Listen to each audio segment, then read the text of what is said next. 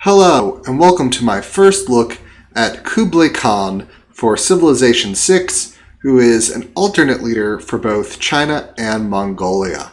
And so it's going to be very interesting to see what unique bonuses the new Khan provides for both civilizations, because the China civilization and the Mongolia civilization definitely work differently. So it'll be very interesting to see how this new leader will match their abilities.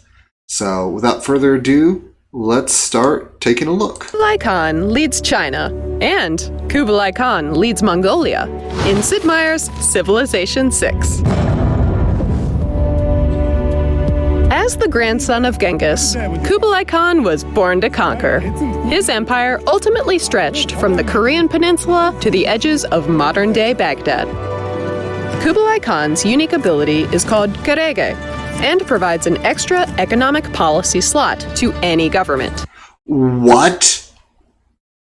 An extra economic policy? That is ridiculously powerful. It doesn't matter what civilization you're leading at that point. An extra economic policy slot is just huge.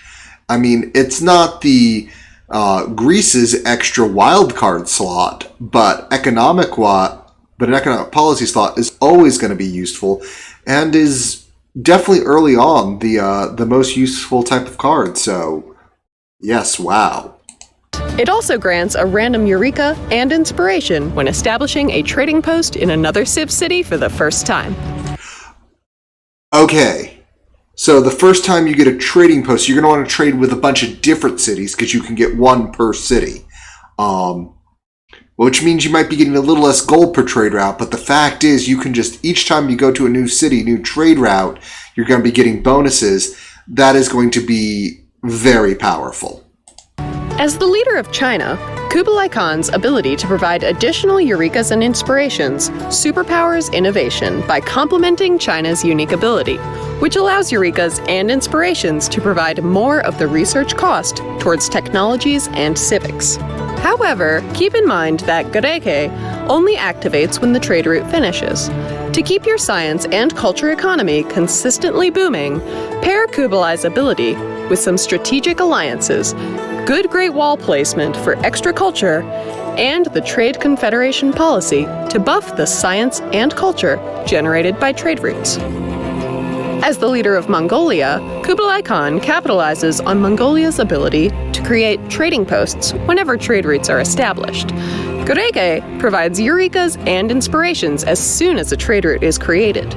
Mongolia's trading posts also provide additional diplomatic visibility and combat strength in other civilization cities.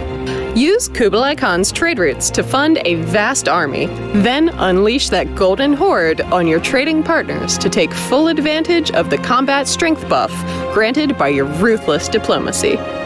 Whether you choose to lead China or Mongolia, use Kublai Khan's extra economic policy slot for policies like caravansaries, triangular trade, and trade confederation to keep your trade routes as profitable as possible. Also, make sure to send a trade route to every civilization on the map to maximize those Eurekas and inspirations, which only activate once for each civ. Will you follow the twisting trails of trade towards innovation or expansion? How will you use Kublai Khan in Sid Meier's Civilization 6? Well, okay, the trade bonus only activates once per civilization. There's another little limit there that cranks it down a notch. But it basically means that each time you trade with someone, you're going to get a nice boost somewhere along the way. As China, you'll get more out of that boost. It'll come a little later, but you'll get more. So definitely a nice compliment there, and you're already going to want to do trade routes anyway. And if you're going for a culture victory, you want to do trade routes to every different empire anyway. So that's pretty easy. As Mongolia, you're going to want to establish trade route or trade post for the diplomatic visibility, because that diplomatic visibility turning into that military bonus is just hugely valuable. there is really not a lot more valuable than getting just some extra strength. So what you're giving up from the other leader on each side. China's no longer going to be the wonder civilization if you're playing with Kublai Khan, because you're not going to get that extra builder charge on your builders, and you're not going to be able to use your builders to get 15% wonder completion on ancient and classical wonders per charge. So that's right out the window there. But, you get the other nice bonuses from Kublai Khan. You get your economic policy card, and you get some extra inspirations and Eurekas. So there. On the Mongolian side, you're going to lose a buff to cavalry, a +3 buff to cavalry units as far as military strength, and the ability to capture other cavalry units. And instead, you're going to get a little bit more science and culture when you start making your trade routes, and you're going to get another economic policy card slot. And, I think that's a decent trade there, economic-wise. Just that economic policy card slot is just going to be so powerful. It'll let you run more of the trade policies that can be really advantageous.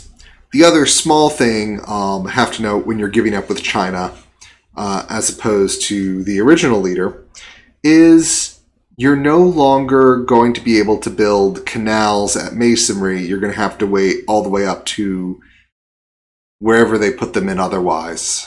I'm trying to think, is it steam power or something? But it's going to be way up the tech tree, as opposed to masonry, which, you unlock pretty quickly. That's just another thing to think about it. If you're on a 7 seas map, or kind of this where there's going to be lots of important interconnected bodies of water, and you're thinking, I'll be China, be able to build canals and really be able to move my fleet through a difficult to navigate area.